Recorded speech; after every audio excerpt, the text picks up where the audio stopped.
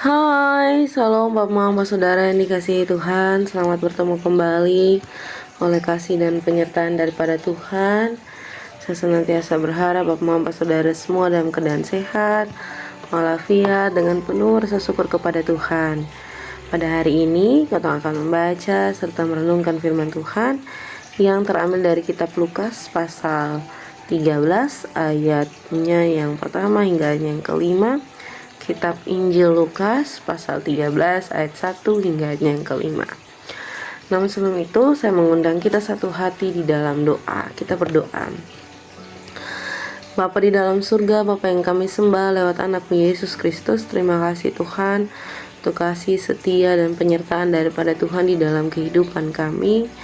Kami masih diizinkan Tuhan untuk bangun di pagi hari yang tubuh sehat dan nyaman, menikmati berbagai aktivitas kami Tuhan.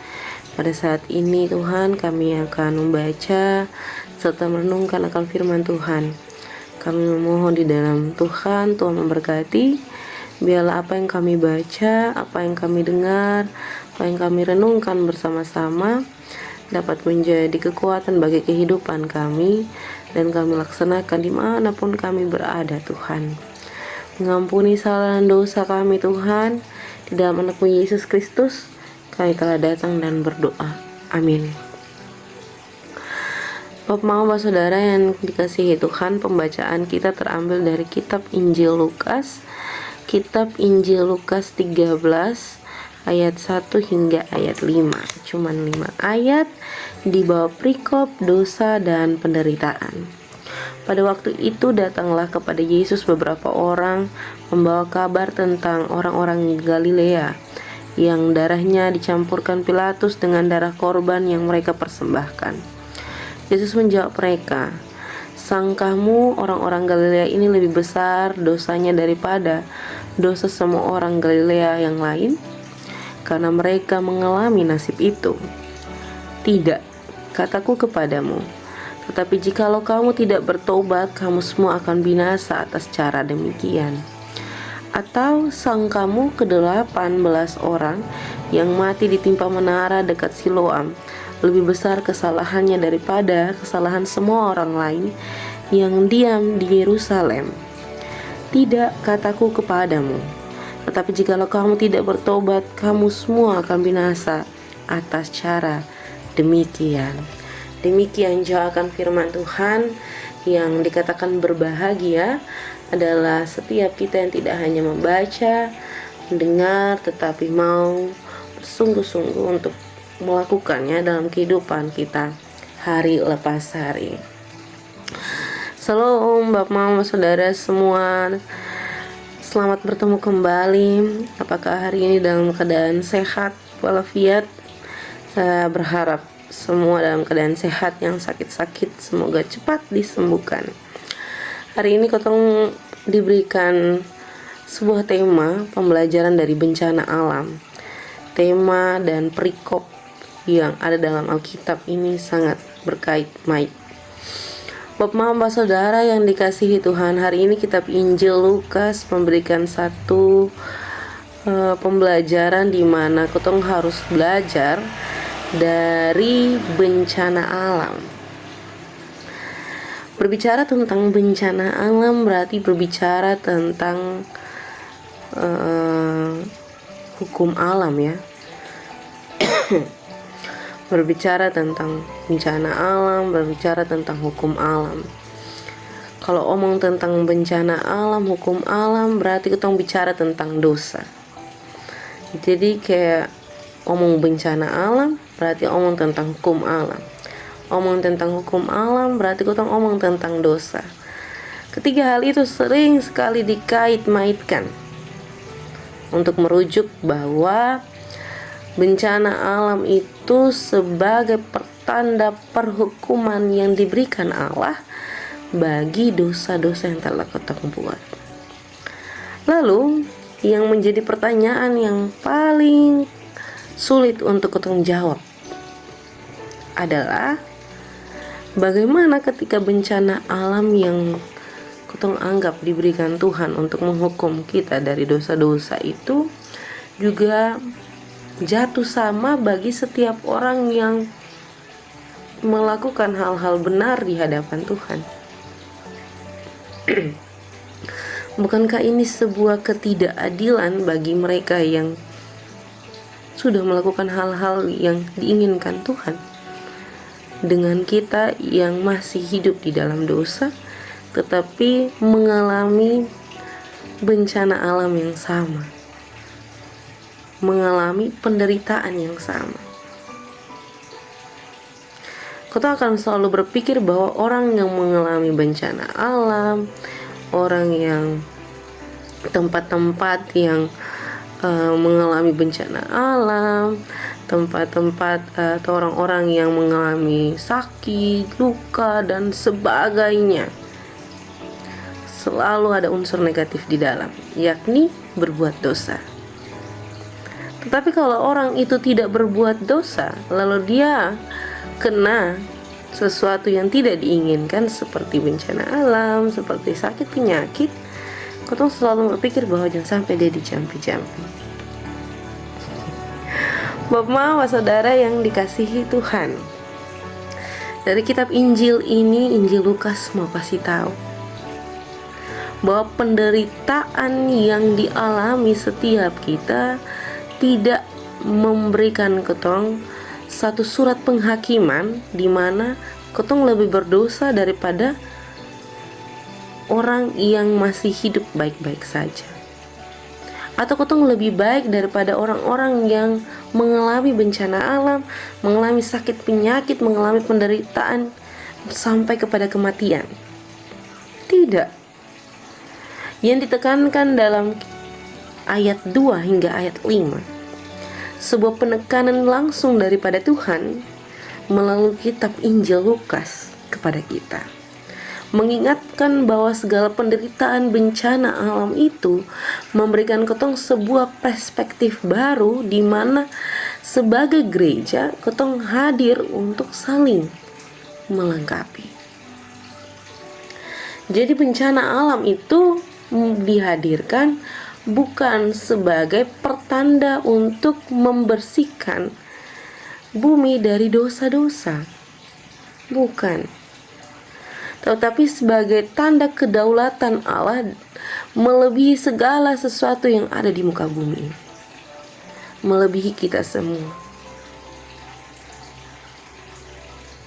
Dan kedaulatan yang besar itu hadir untuk mengikat kita, merapatkan hubungan kita dengan Allah melalui sesama. Jadi jangan bicara bencana alam lalu kita berbicara tentang dosa untuk menghakimi. Tidak.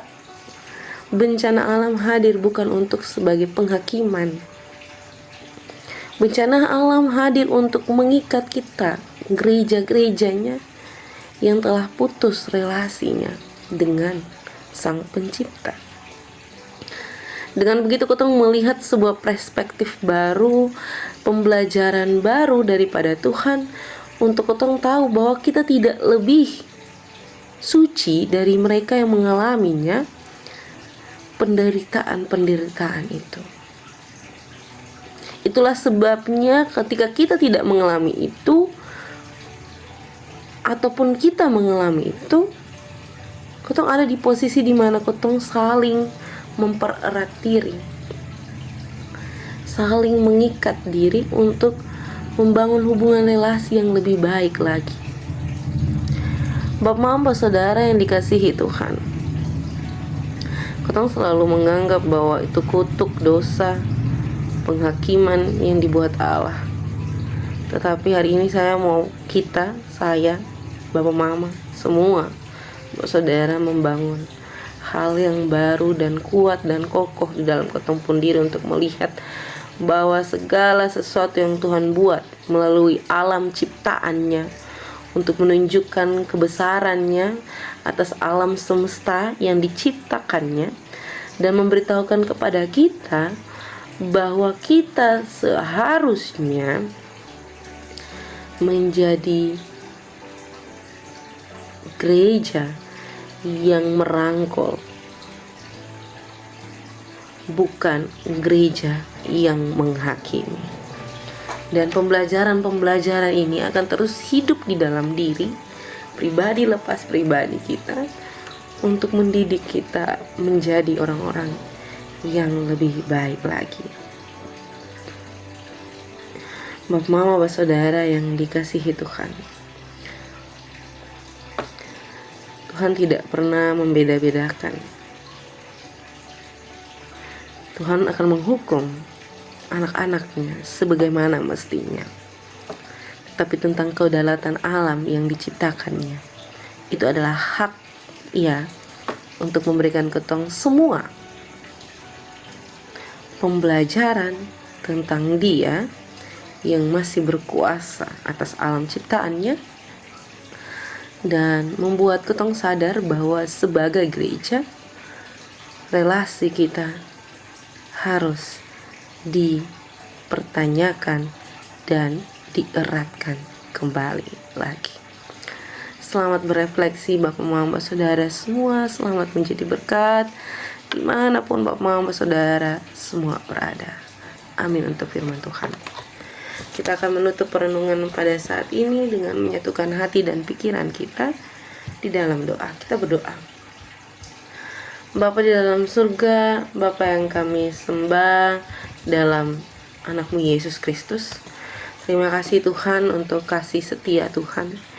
Kami masih senantiasa diizinkan Tuhan untuk membaca serta merenungkan akan firman Tuhan. Kami terbata-bata untuk memahami apa yang menjadi kehendak Tuhan, tapi kami memohon biarlah apa yang kami bicarakan, apa yang kami dengarkan, semuanya untuk hormat dan kemuliaan bagi nama Tuhan. Bapa dalam surga, pada saat ini juga kami berdoa untuk kehidupan pribadi lepas pribadi kami. Setiap kami yang bergumul dengan tugas tanggung jawab pekerjaan pelayanan, keluarga, suami, istri, anak-anak, orang tua, opa, oma kami. Segala sesuatu yang kami gumulkan di hadapan Tuhan, pendidikan anak-anak kami, pekerjaan anak-anak kami, pekerjaan kami Tuhan, kami taruh dalam tangan dan pengasihan Tuhan. Tuhan hadir dan memberkati setiap kebutuhan kami Tuhan. Kami mohon di dalam Tuhan juga, Tuhan memberkati setiap keluarga yang mengalami bencana lewat Tobi. Mereka jauh daripada kami, tetapi kami mohon di dalam Tuhan, dengan doa dan kuasa dari tangan-Mu Tuhan, Tuhan memberkati, Tuhan melindungi, memutup bungkus mereka.